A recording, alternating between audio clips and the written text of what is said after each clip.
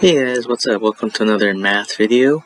For this video, I'll be talking about the commutative property.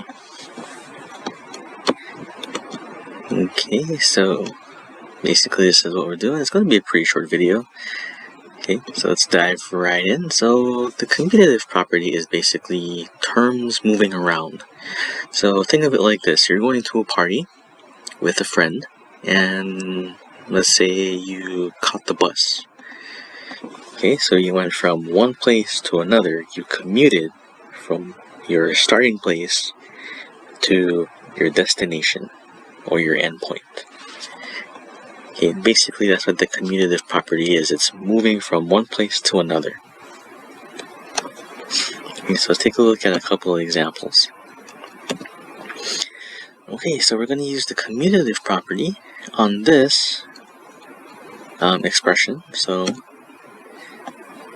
there we go. So you see how these two terms moved, but the association didn't change. That's the associative property. That's a different video.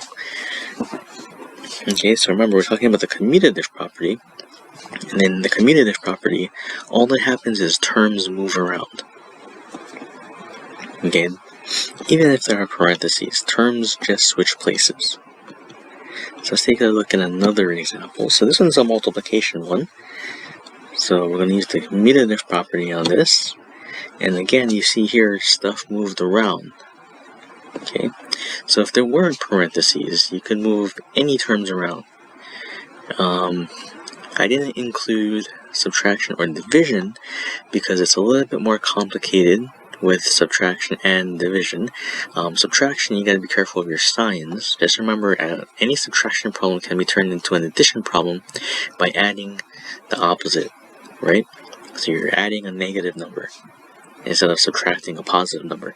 In division, it's a little more complicated because you're dividing something, and in order for that to work, you have to move the sign,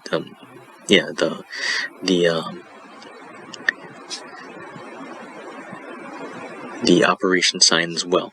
So that's why it's a little bit more complicated with division and subtraction. But most times you'll see the commutative property with addition and multiplication.